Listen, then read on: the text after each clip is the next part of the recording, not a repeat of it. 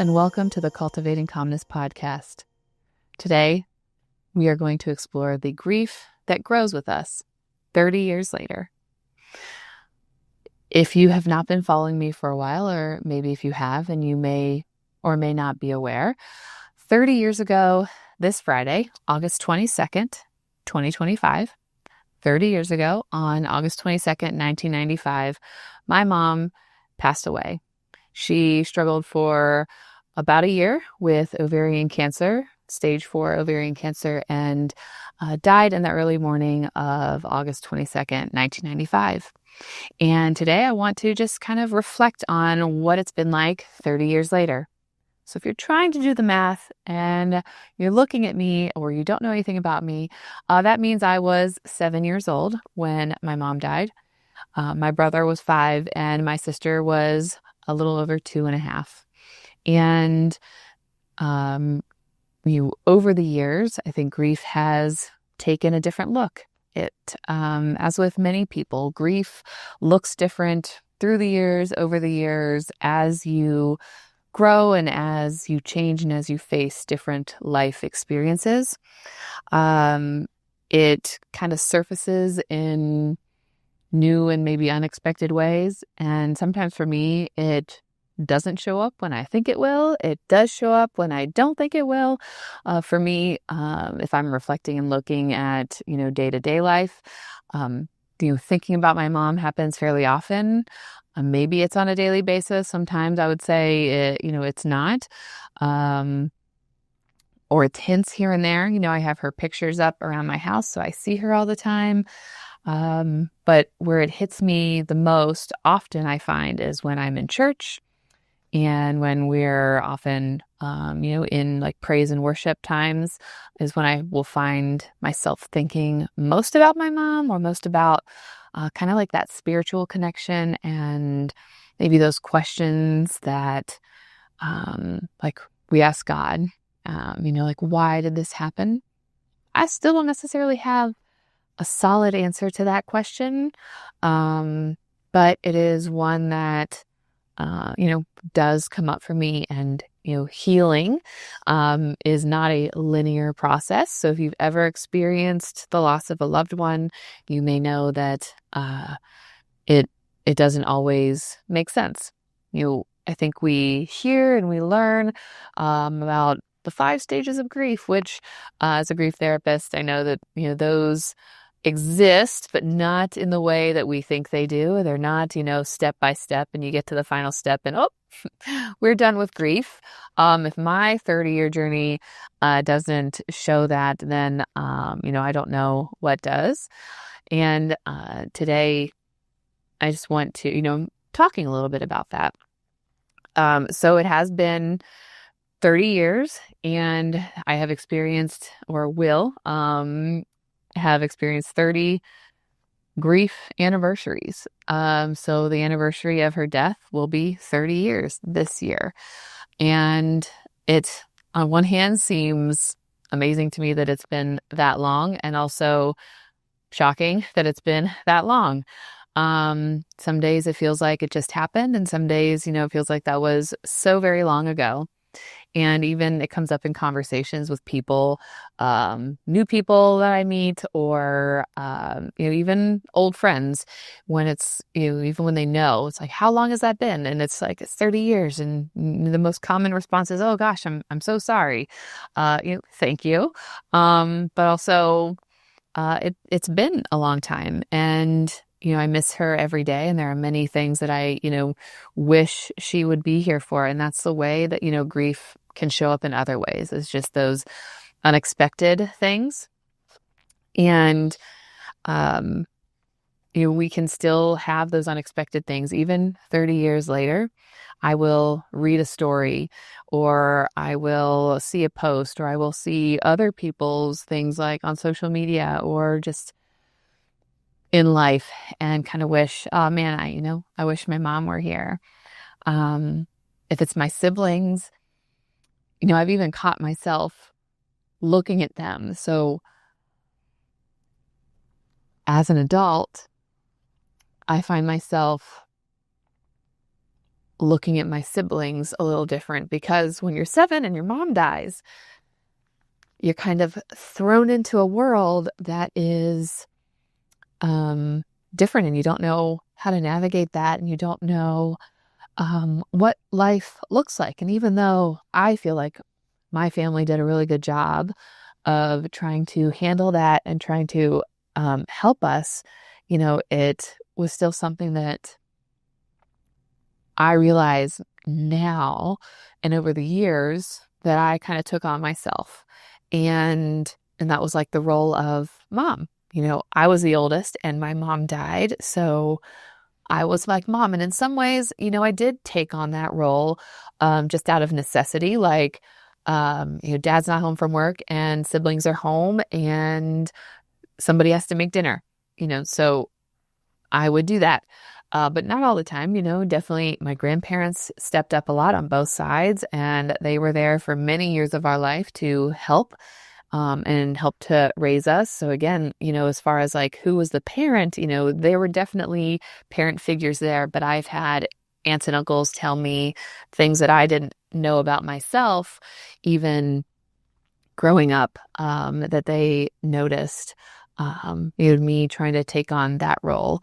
And then I notice that in myself now, when I look at my siblings, I don't always look at them as my siblings.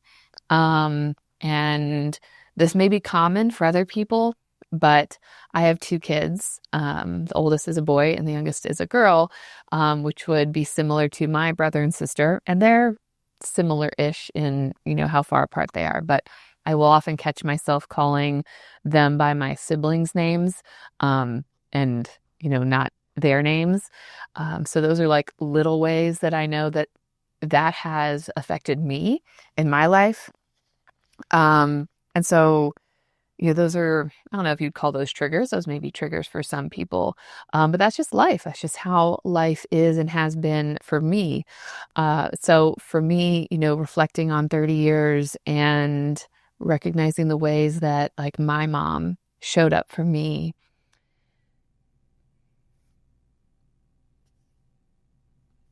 even though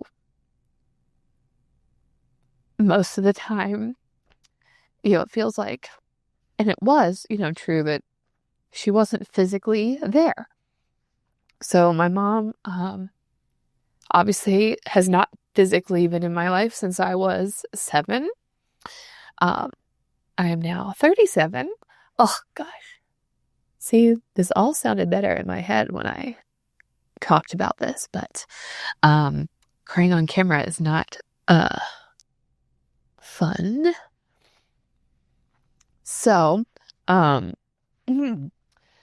this is just an example of how like grief can be very real and very raw. And like sometimes I can talk about these things that I'm talking about right now with people and there's no connection and no like tears.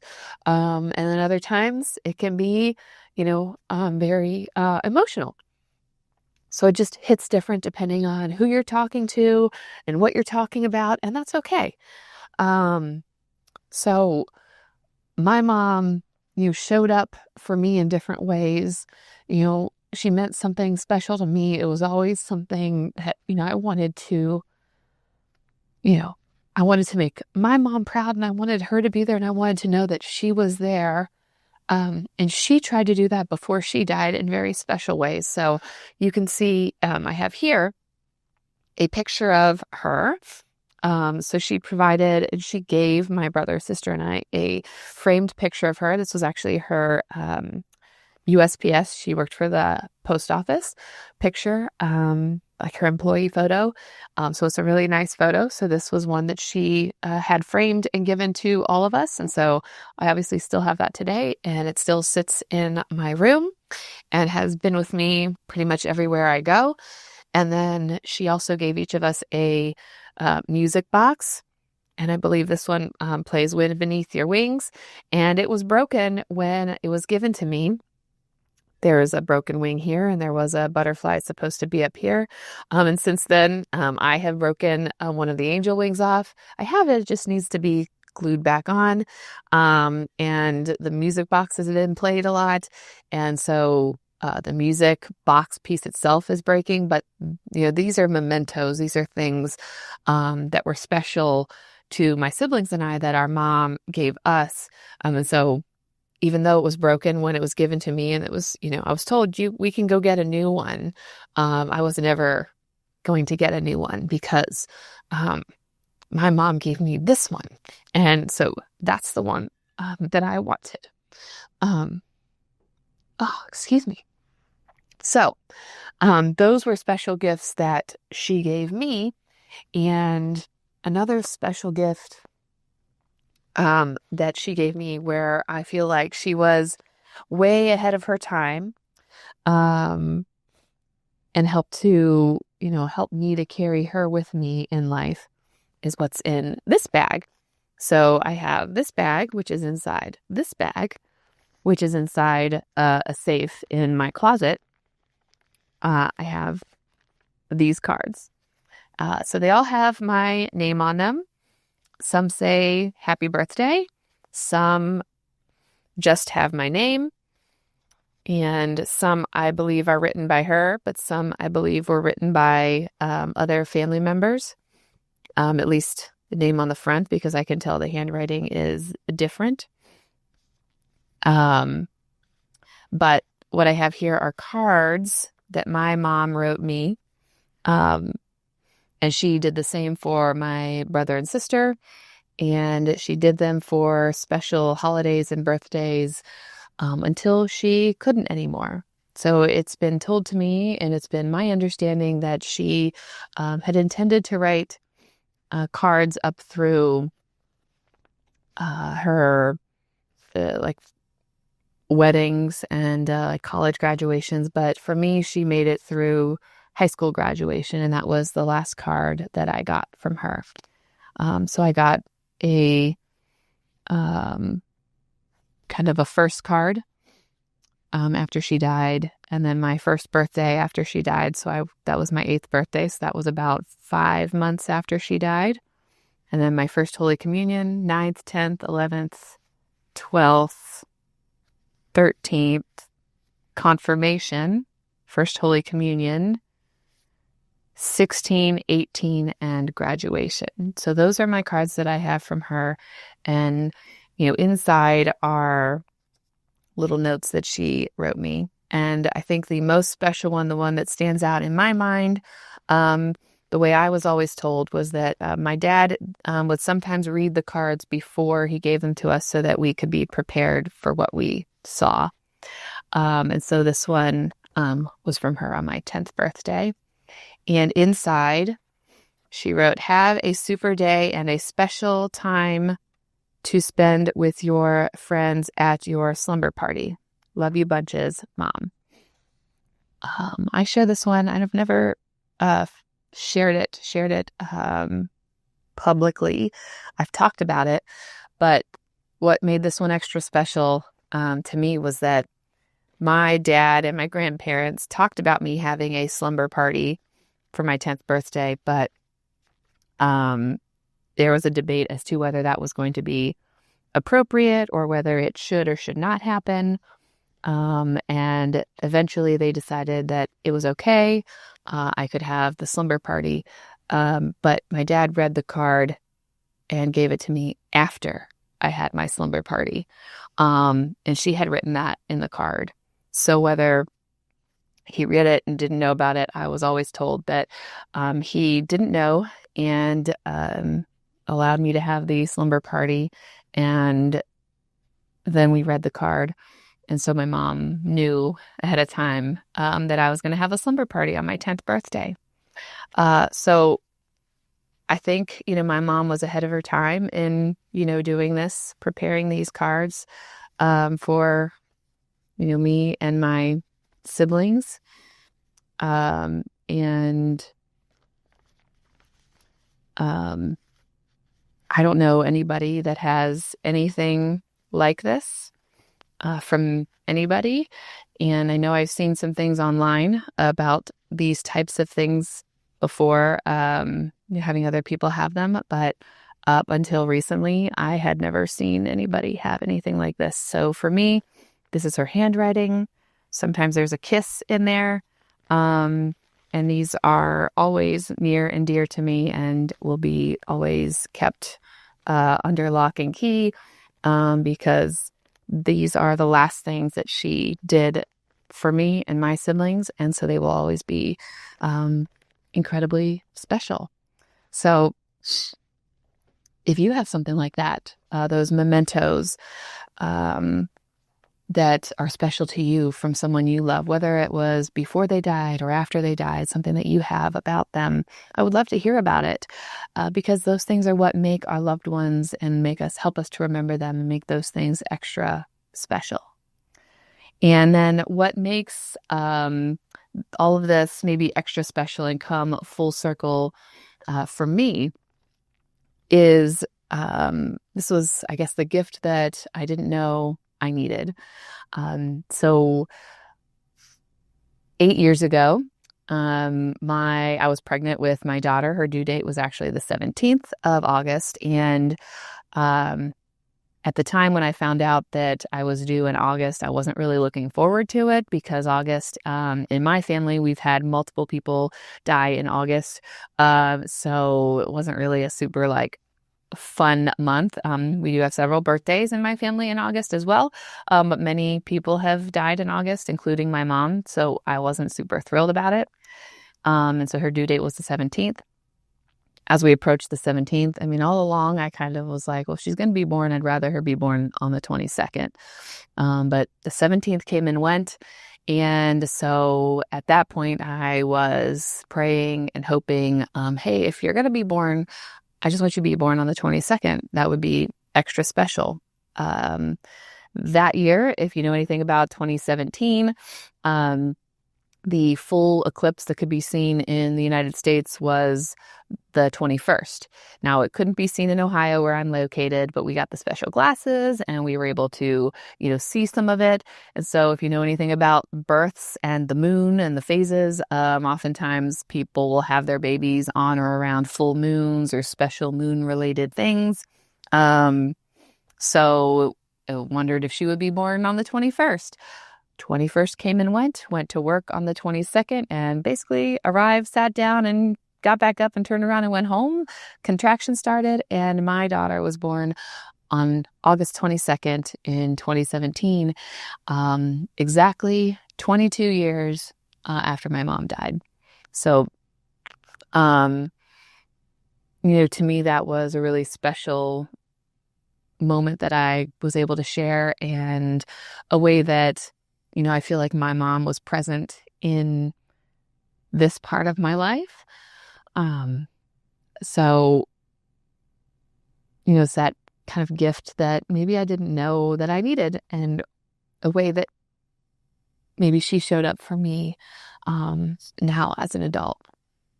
And that brings up a social media post that I saw recently, which connects really well to this topic. And so I wanted to read it for you today. So I believe a person named 𝗖𝗹𝗺𝗁𝗃, I don't know if I'm saying that correctly, wrote this. At least that's how I'm reading this. So it says, I lost a parent before I ever became a parent. And that kind of pain hits different. They never got to meet my babies, never got to see me as mom, never got to witness the parts of me that were shaped by their absence. And as much as I love this season of life, there's always a part of me grieving the fact that they're not here for it. No phone calls, no grandparent moments, no, you've got this on the hard days. Just silence where I wish there was presence. Just love I carry on their behalf. It hurts.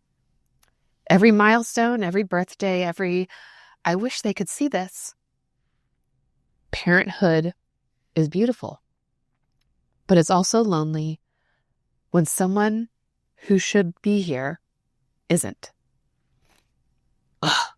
I read this before and it was fine. See, just another example.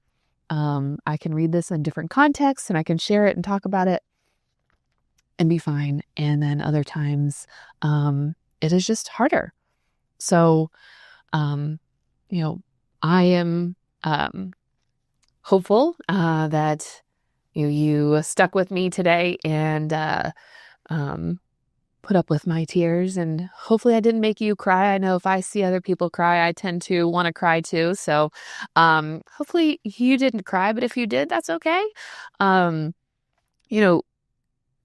think this just shows that grief can grow with us and it can show up in different ways, and that it's okay to be vulnerable.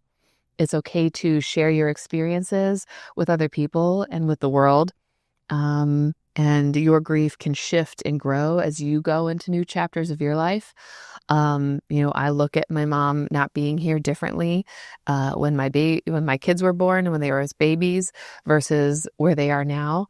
Now I tend to look at them, and especially, I'll look at my daughter who's now turning 8, and I think, man, when I was 8 years old, my mom wasn't here. And I'm here now with her. And that's just a weird feeling for me. So, it's just different, something I don't think many people think about when they think about, like people dying. It's usually more we think a lot in that present moment, because it's what we're experiencing. And so when people talk to me about my mom, not being here, I often can talk really easily about it. And we can talk, and I'm not crying about it and upset about it. It's just life. It's just something that is. My life has grown around and with my grief. My grief didn't necessarily guide my life. It has been ever present in my life. It has shaped the person that I am today. It has shaped who I am and what I do and why I do what I do. But it has been allowed to grow with me, and, didn't hold me back necessarily.